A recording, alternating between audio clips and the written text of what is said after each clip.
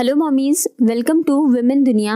आज के इस वीडियो में हम बात करने वाले हैं माता पिता के लिए पेरेंटिंग का सबसे मुश्किल समय कौन सा होता है। तो आइए वीडियो को शुरू करते हैं। पर उसके पहले अगर आपने हमारे चैनल को अभी तक सब्सक्राइब नहीं किया है तो अभी कर लें, क्योंकि यहाँ आपको प्रेगनेंसी और पेरेंटिंग से रिलेटेड वीडियोस मिलती रहती है। आइए शुरू करते हैं। जिनके छोटे न्यूबॉर्न बेबीज हैं उनसे अगर आप पूछो तो वो कहेंगे कि पेरेंट्स के लिए ये स्टेज सबसे डिफिकल्ट होती है, क्योंकि बच्चा अभी कुछ भी बोल नहीं पाता है। उससे अगर कोई तकलीफ होती है तो वो बता नहीं पाता कि उसके पेट में दर्द हो रहा है, उसके कान में दर्द हो रहा है या कोई और बात है। तो उनके लिए पेरेंटिंग का ये समय सबसे मुश्किल समय होता है। कुछ पेरेंट्स जो कि टॉडलर्स के माता पिता होते हैं, उन्हें ऐसा लगता है कि बच्चों के पीछे भागना दौड़ना, उन्हें एक बाइट खाना खिलाने के लिए उनके पीछे पीछे भागना, उनका आधी आधी रात तक जागना और खेलना, उन्हें मार्केट लेकर जाने पर हर छोटी बड़ी चीज के लिए टेंट्रम्स दिखाना, जिद करना, घंटों मोबाइल देखना, मना करने पर गुस्सा करना, इरिटेट होना, ये पेरेंटिंग का सबसे डिफिकल्ट समय होता है। कुछ पेरेंट्स कहेंगे कि उनके लिए टीनेजर के पेरेंटिंग का समय सबसे डिफिकल्ट रहा है। इस समय में बच्चों को माता पिता से ज्यादा उनके दोस्तों की बातें सही लगती है।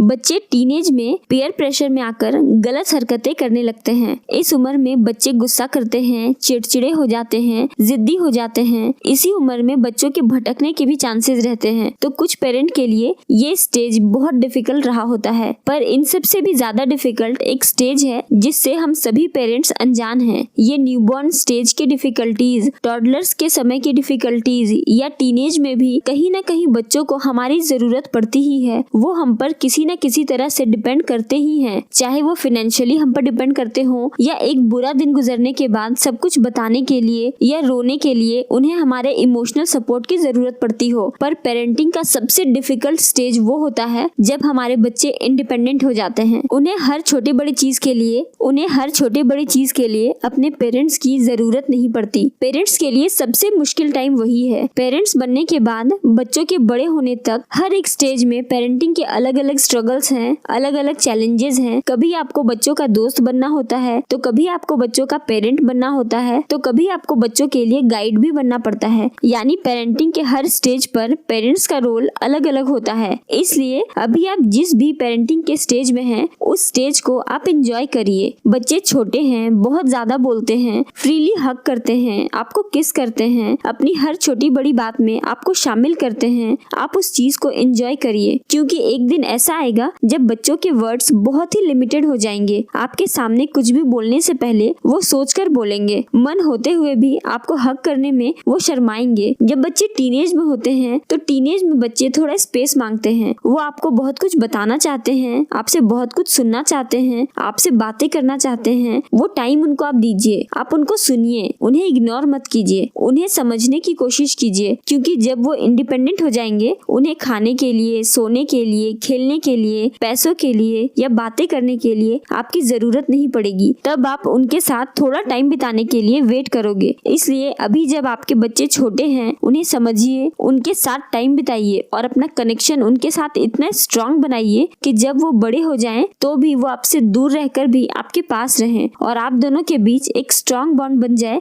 Thank you for watching.